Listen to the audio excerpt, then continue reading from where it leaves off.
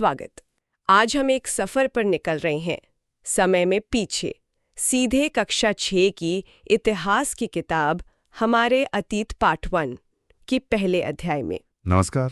और इस अध्याय का नाम ही अपने आप में एक पूरी खोज जैसा है, क्या, कहाँ, कैसे और कब। हाँ, बिल्कुल। ये वो बुनियादी सवाल हैं जिनसे इतिहास की कोई भी पड़ताल शुरू होती है ना? अतीत के दरवाजे खोलते हैं ये सवाल। सही कहा। हमारा स्रोत आज बेशक एक स्कूल की किताब है, पर यह सिर्फ बच्चों के लिए नहीं, ये इतिहास की नींव को समझने का एक बहुत अच्छा जरिया है।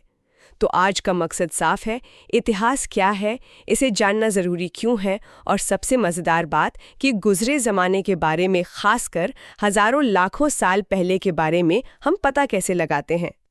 और देखिए, अध्याय की शुरुआत भी एक बहुत ही दिलचस्प सवाल से होती है। रशीदा नाम की एक लड़की के मन में उठा सवाल। हाँ, ये सवाल हम सबके मन में कभी न कभी आता ही है। रशीदा यही सोचती है कि भाई 100 साल पहले क्या हुआ ये कोई कैसे जान सकता है। हाँ, कल क्या हुआ ये तो चलो अखबार पढ़ लिया, टीवी देख लिया, या किसी से पूछ लिया जिसे याद हो। बिल्कुल।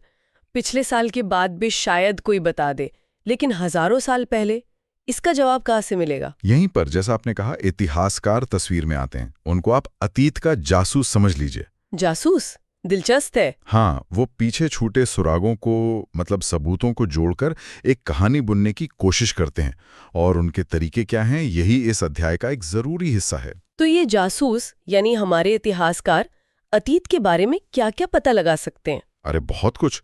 अध्याय बताता है कि इसका दायरा बहुत बड़ा है, जैसे लोग क्या खाते थे, कैसे कपड़े पहनते थे, किस तरह के घरों में रहते थे। अच्छा, मतलब रोजमर्रा की जिंदगी? हाँ, रोजमर्रा की जिंदगी भी, और उससे आगे भी। हम शिकारियों के बारे में जान सकते हैं, पशुपालने वालों के बारे में, किसानों, शासकों, व्यापारियों, पुजारियों, कारीगरों, कलाकारों, संगीतकारों, यहाँ तक कि वैज्ञानिकों के जीवन की झलकें भी मिल सकती हैं। और बच्चों के बारे में भी? बिल्कुल। बच्चे कौन से खेल खेलते थे, कौन सी कहानियां सुनते थे, कौन से नाटक देखते थे या कौन से गीत गाते थे। कोशिश यही रहती है कि सिर्फ बड़ी बड़ी घटनाओं या राजा महाराजाओं तक ही सीमित न रहें, बल्कि आम लोगों की जिंदगी कैसी थी उसे भी समझें। ये तो वाकई काफी दिलचस्प है। अच्छा, तो सबसे पहले ये देखते हैं कि शुरुआती दौर में लोग रहते कहाँ थे। नक्शे में नर्मदा नदी का जिक्र है। हाँ, नर्मदा नदी। अध्याय बताता है कि लोग इस नदी के किनारे कई लाख साल पहले से रहते आए हैं। सोचिए, कई लाख साल। बाप रे! और ये लोग करते क्या थे? ये शुरुआती लोग कुशल संग्राहक थे, मतलब भोजन इकट्ठा करने वाले। संग्राहक यानी शिकार वगैरह? शिकार भी, और साथ ही जंगलों से कंद मूल, फल और दूसरी चीजें इकट्ठा करना। उन्हें जंगल की अच्छी परख थी कि क्या खाने लायक है, कहाँ मिलेगा। नर्मदा घाटी में उनके होने के बहुत पुराने सबूत मिले हैं। कमाल है।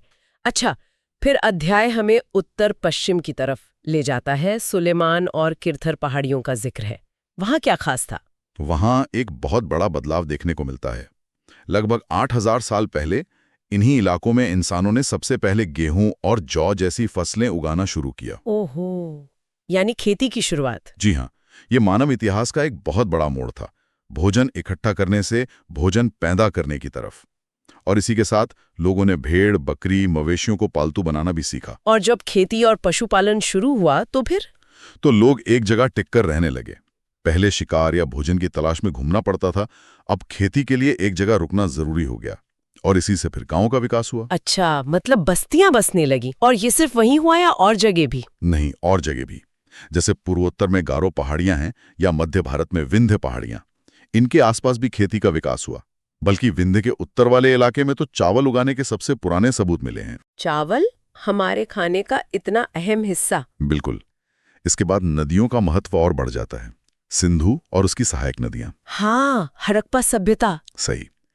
लगभग 4700 साल पहले इन्हीं नदियों के किनारे कुछ शुरुआती शहर बसे और फले फूले, जैसे आपने कहा, हड़प्पा, मोहनजोदड़ो। और फिर गंगा नदी, उसका जिक्र भी है। हाँ, लेकिन वो थोड़ा बाद में।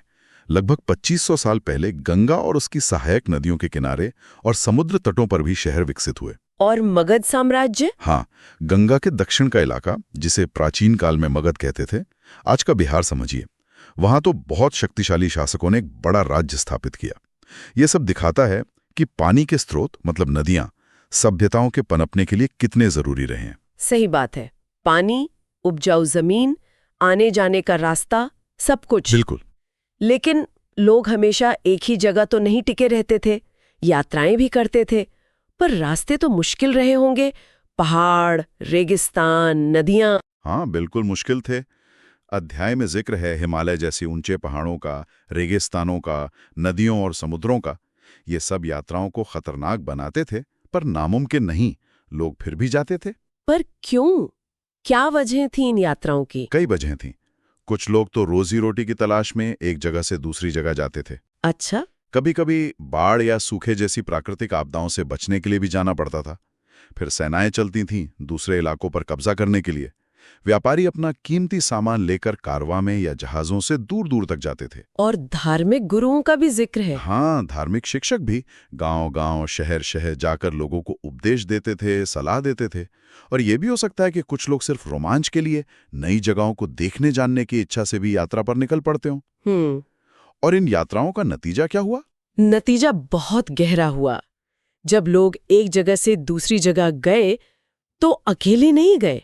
अपने साथ अपने विचार, अपने हुनर, अपनी परंपराएं भी ले गए। तरीके हों, या संगीत की कोई नई धुन हो, या फिर खाना पकाने का कोई नया अंदाज, ये सब लोगों के मिलने जुलने से ही एक जगह से दूसरी जगह फैला। तो आज जो हम इतनी विविधता देखते हैं अपने देश में, उसकी जड़ें बहुत पुरानी हैं। सही कहा।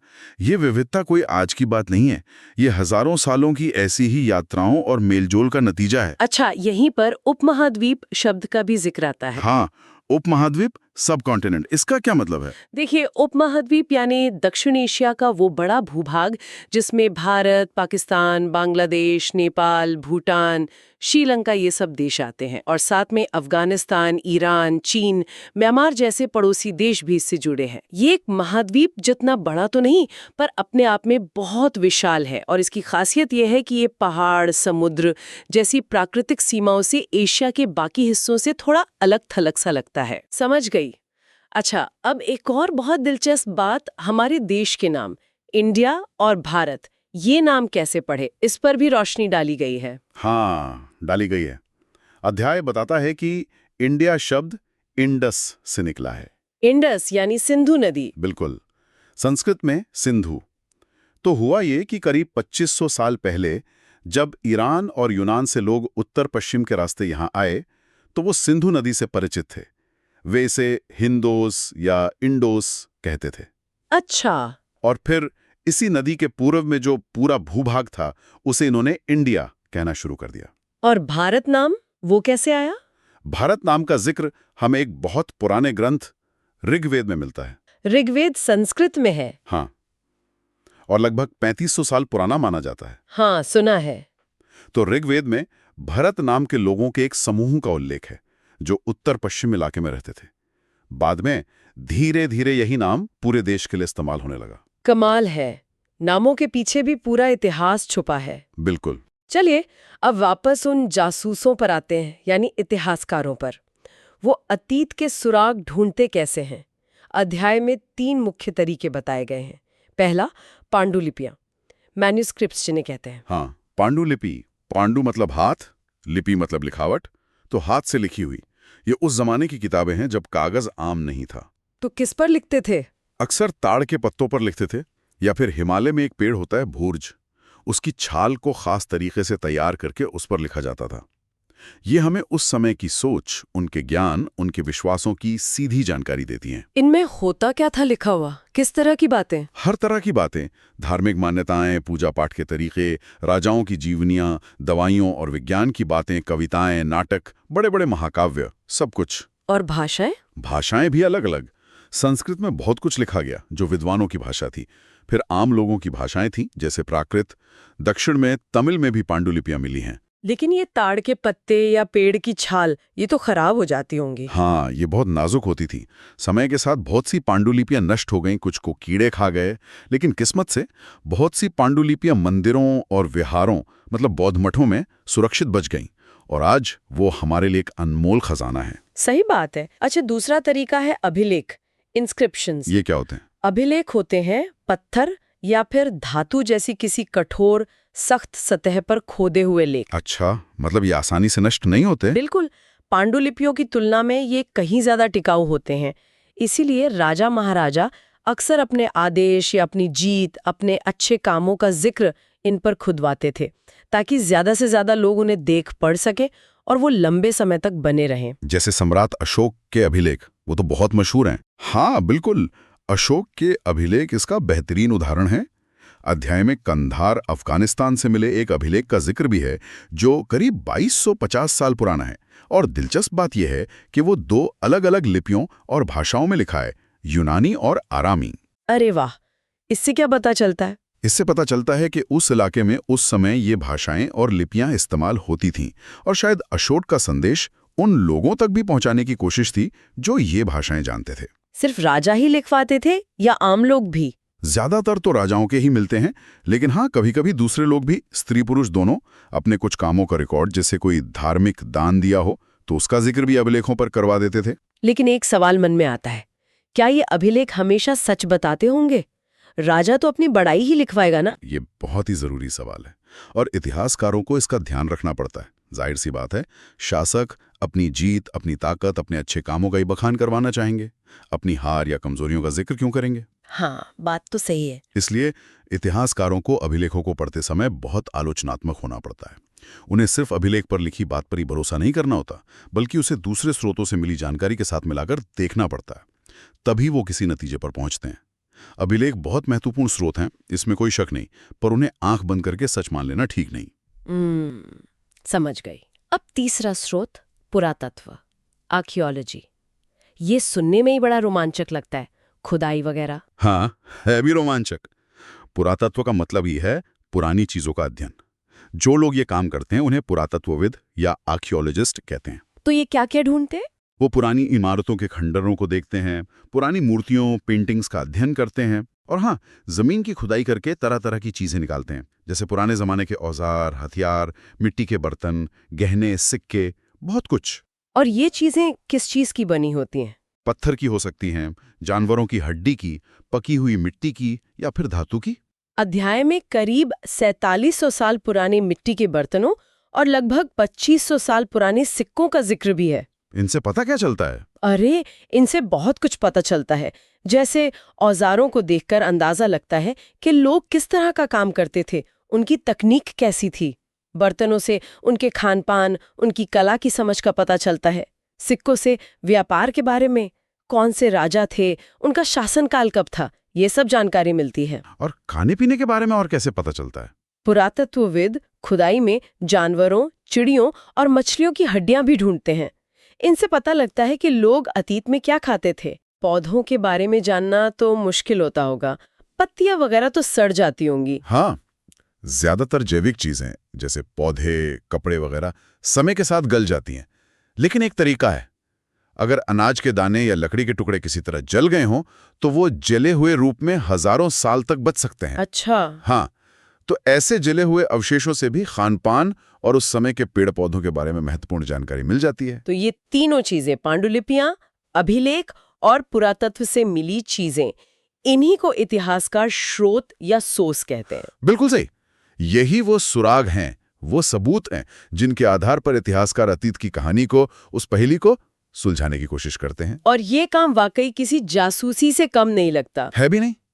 हर छोटा सा टुकड़ा, हर निशान कुछ ना कुछ कहता है, बस उसे समझने की जरूरत होती है। अच्छा, अध्याय में एक और बहुत जरूरी बात उठाई गई है।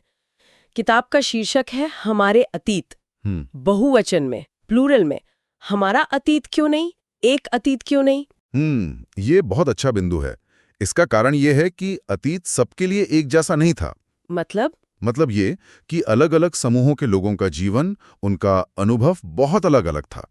आप खुद सोचिए, एक चरवाहे या किसान की जिंदगी एक राजा या रानी की जिंदगी से कितनी अलग रही होगी, है ना? हाँ, बिल्कुल। या एक व्यापारी का जीवन एक शिल्पकार, एक कारीगर के जीवन से कितना अलग था।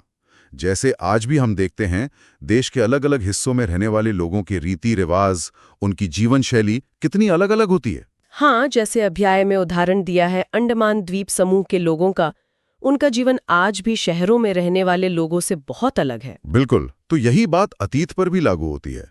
अतीत एक नहीं, अनेक थे। अच्छा, इसमें एक और फर्क है।